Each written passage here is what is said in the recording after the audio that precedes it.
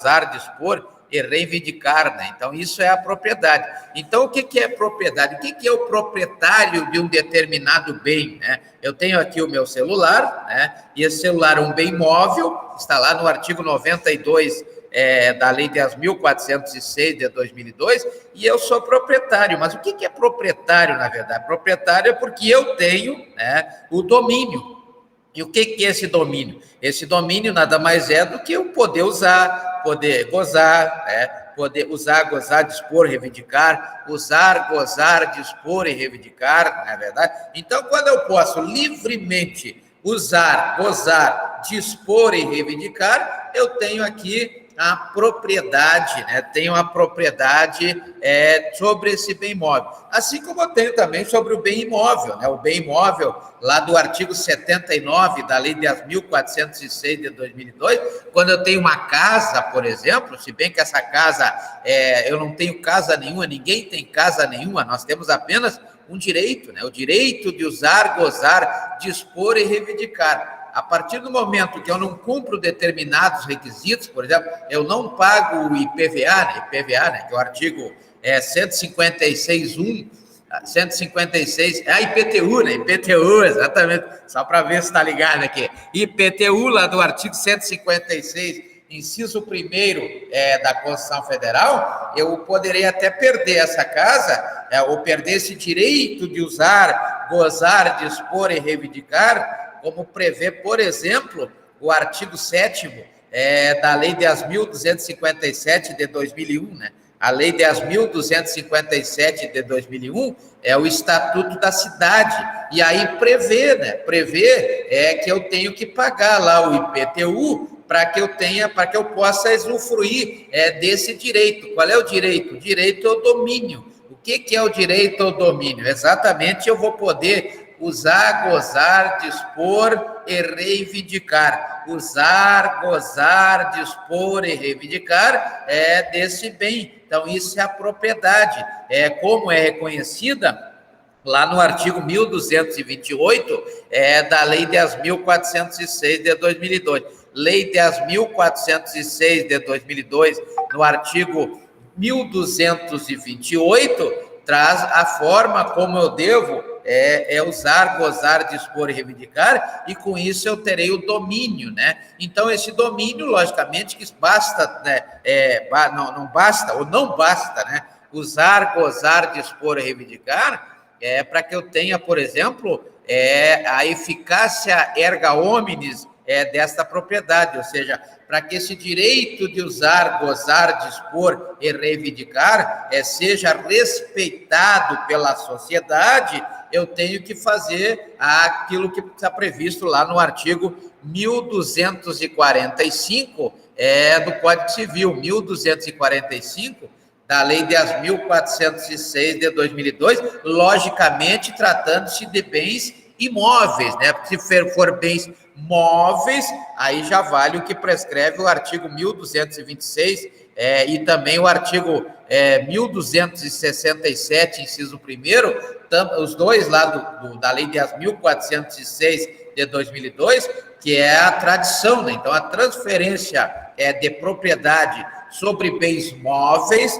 se dá pela tradição. Já a transferência de propriedade sobre bens imóveis, aí se dá pelo registro do artigo 1245 da Lei 10.406 de 2002, naquele procedimento do artigo 172 da Lei 6.015 de 73, a Lei dos Registros Públicos, né? Lei 6.015 de 73, né? Então, veja que nós temos aí a propriedade tanto do bem imóvel quanto do bem móvel, né? E essa propriedade, na verdade, ela tem que ser respeitada, tem que ter eficácia erga omnes, pelo que prevê o artigo 5º, inciso 22 da Constituição Federal. Artigo 5º, inciso 22 da Constituição Federal, diz que a propriedade privada tem que ser respeitada. Por quê?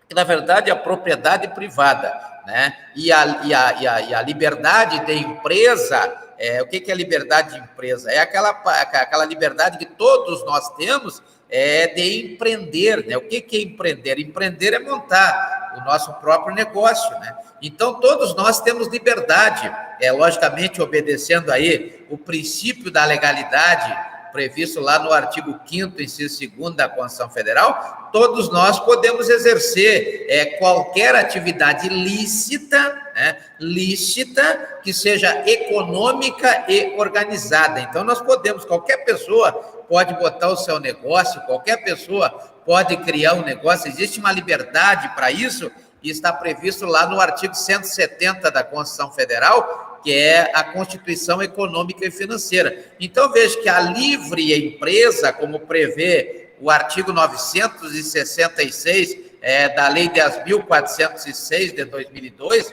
né, o artigo 966, ele traz o que é atividade econômica organizada. Então, veja que qualquer um de nós pode exercer essa atividade. Então, essa atividade, ou seja, essa característica, esse princípio tanto do exercício da livre empresa, empresa significa sinônimo de lucro, né? Toda vez que se fala em empresa, se fala em lucro. Empresa é atividade econômica organizada. Então, essa empresa e também a propriedade privada são os dois principais requisitos para o liberalismo, né? Por isso que a nossa Constituição ela é liberal. Nós temos países aí de outras ideologias que não aceitam a livre empresa, não aceitam a propriedade privada, né? Então, tem países aí, né, que não tem propriedade privada. Lá nada é de ninguém, tá? Tudo é de todos, né? Então, nós temos aí os regimes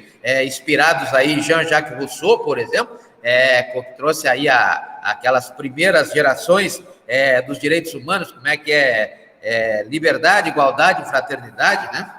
Mas nós temos aí um Estado socialista, um Estado de todos, né? Então, ninguém é proprietário de nada, ninguém é dono de nada, né? Tudo é da sociedade. Então, nós temos aí, diferentemente do nosso sistema brasileiro, que é um sistema liberal, né? Exatamente por causa desses dois pontos. A liberdade de praticar a empresa, ou seja, a atividade econômica organizada, previsto lá no artigo 170 da Constituição Federal, e, por outro lado, também o respeito à propriedade privada, como prevê o artigo 5º, inciso 22, da Constituição Federal. Logicamente que, em contrapartida, essa propriedade, ela deve observar a função social, né? Não existe mais aquela história de antigamente, onde a pessoa comprava um terreno, registrava esse terreno, né, nos termos do artigo 172 da Lei 6.015, de 73, e aí ele, pronto, deixava lá jogado, ficava anos lá jogado, então não tinha mais utilidade nenhuma, e as pessoas não podiam nem olhar para o terreno, né? Não podiam nem olhar para o terreno, porque era registrado. Hoje não. Além do registro, né, tem que observar a função social, né? E a função social está previsto lá no artigo 186 da Constituição Federal. A função social da propriedade. Isso é extremamente importante, porque tudo tem que ter a função social, né? Tudo tem que ter. E nessa intervenção do Estado na propriedade privada, se dá exatamente em razão da função social. Não basta somente ter uma fazenda, essa fazenda tem que produzir, não basta ter um terreno, esse terreno tem que trazer algum benefício para a sociedade. Então, existe aí, na verdade, um conjunto de medidas que caracterizam a função social da propriedade, como prevê o artigo 5º, inciso 23 da Constituição Federal. Se não observada a função social, essa propriedade, esse bem imóvel, na maioria dos casos, pode também acontecer com bens móveis, né, estará sujeito, por exemplo, à desapropriação, né? A desapropriação que poderá ser direta ou indireta, né? Desapropriação indireta é aquela em que o Estado vai lá e toma a terra da pessoa, por exemplo, depois é que ele vai lá acertar um valor, né? Já na desapropriação direta, aquela prevista lá no artigo 5º, inciso 24 da Constituição Federal, o Estado vai antes, negocia, né? Porque, na verdade, a desapropriação não é confisco. Nós já vimos na aula passada que o confisco existe em 3 situações apenas no ordenamento jurídico, né? A primeira delas está lá no artigo 91 do Código Penal. Eu não sei se os senhores já leram lá o artigo 91 do Código Penal, que é a pena, né? Nós temos aí a pena principal, e uma das penas exatamente